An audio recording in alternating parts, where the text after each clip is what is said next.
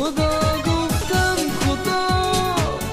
گفتم که برگرد تو اما بی خدا بودی و رفتی حتی قسمت دادم.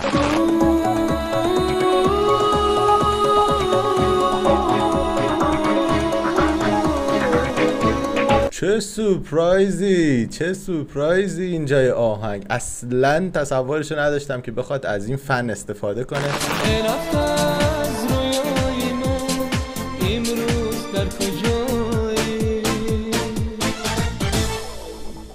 اینم یه پایان بندی بسیار قابل انتظار و قشنگ. درود، خیلی خوش برگشتید به چنل خودتون عزیزان. بنده سینا هستم و در چنل پریفان میوزیک رسیدم خدمتتون با یک آهنگ نوستالژیک جالب و بیادماندنی دیگه از موسیقی تاجیکستان. قراره با هم بشنویم، گپ بزنیم، لذت ببریم و این زمان رو که با هم دیگه در کنار هم دیگه ایم حالش رو ببریم. خلاصه اگه از ویدیو ما خوشتون اومد حتما لایک ویدیو رو برای ما بزنید و سریعتر بریم سراغ این ویدیو. دکمه سابسکرایب با هم فراموش نکنید. قراره بریم آهنگ راهنمای سفر، اون تایتلی که در یوتیوب خورده و با هم بشنویم که میلیونی بازدید داشته و یکی از آهنگ‌های قدیمی و نوستالژیک همراه با ویدیو کلیپ هست. تماشا کنیم و لذت دقایق رو کنار هم ببریم.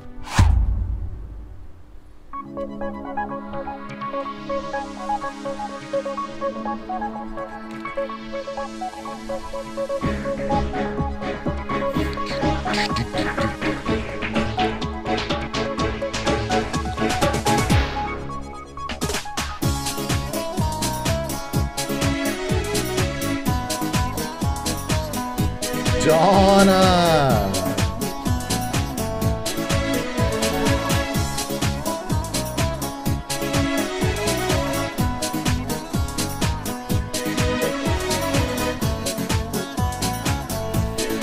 چه سورپرایزی در یک آهنگ پاپ، در یک آهنگ با کلی دستگاه الکترونیک، با کلی سازهای برقی، با کلی صداهای الکترونیک. یه ساز سنتی اینجوری میکس شده که لذت سنتی بودن آهنگ رو 100 برابر میکنه. واقعا قشنگ بوده ایدش. ببینید مال کی، مربوط به چه زمانی.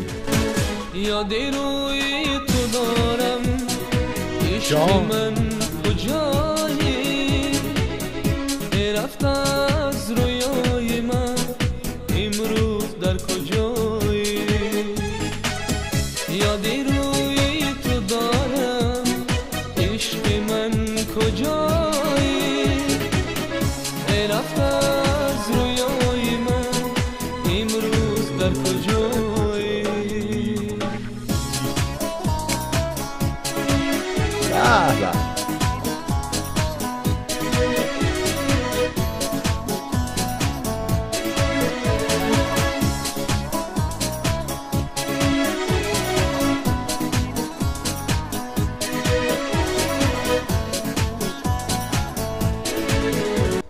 به صدای خواننده این شکلی و این تیپی که اون موقع در عنفوان جوانی بوده، هم خوش چهره است، خوش سیماه و بسیار خوش صدا. یکم شبیه خواننده ایرانی که بسیار محبوب جناب امید هست و این ژانر صدا خیلی طرفدار داره، به خصوص توی ژانر غمگین عاشقانه، یعنی آهنگای عاشقانه‌ای که یک غم خاصی توش داره و معمولا یک اوج بی‌نظیر هم داره. فکر می‌کنم سورپرایزمون کنه با اون اوجش.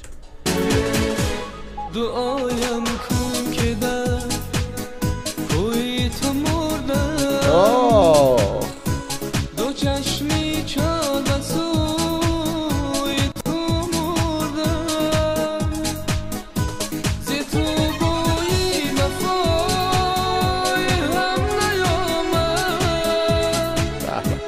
دریغا من که با بوی تو مردم یادی روی تو دارم عشق من کجایی رفت از رویای من امروز در کجایی.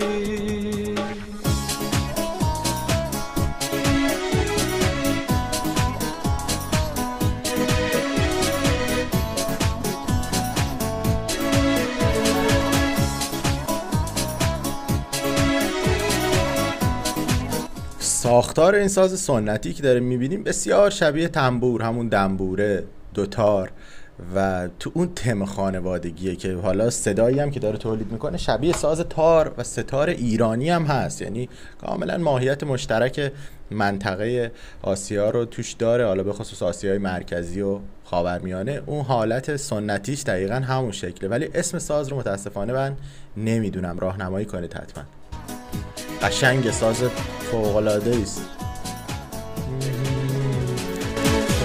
زیمن بموده بودی و رفتی، زبان و دل جدا بودی و رفتی. ای بی وفا خدا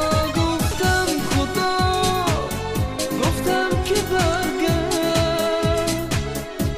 تو اما بی خدا بودی و رفتی. حتی قسمت دادم.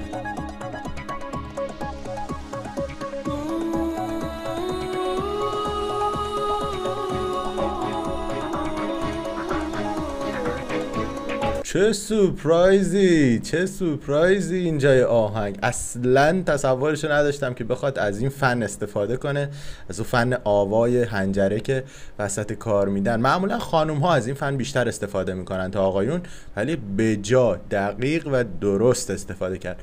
چند تا آهنگ از حسنوف جان هم دیدیم که بسیار کار تمیز و خوبی داره، از اون جوانای جدید با استعداد تاجیکستانه، از همین فن توی خواندنش استفاده میکنه، خیلی کار رو دلنشین تر میکنه.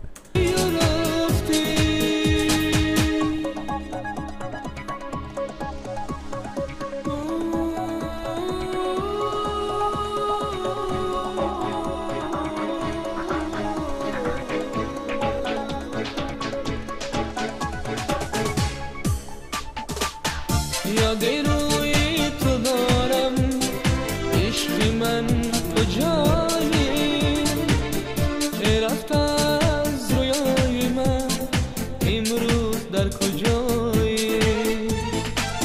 یاد روی تو دارم عشق من کجایی، رفت از رویای من امروز در کجایی. اینم یه پایان بندی بسیار قابل انتظار و قشنگ، خیلی ناگهانی بدون اینکه آهنگ فید آوت بشه به قول معروف.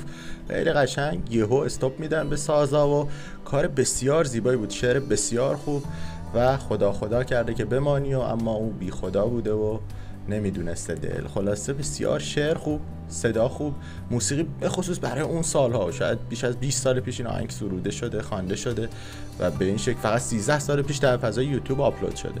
مشخصا بسیار قدیمی و زیباست، خیلی دلنشین بود و خواننده بسیار خوبی به نظر میرسه که اگه همچنان هم مشغول باشن بیشتر و بیشتر میتونیم ازشون بشنویم. از لحاظ چهره بار اول بود که میدیدمشون و میتونیم اینجا با پریسا بیشتر به اون معرفی کنید، توی کامنت ها لینک بفرستید تا بشینیم و ریاکشن کنیم. خیلی زود برمیگردیم خدمت.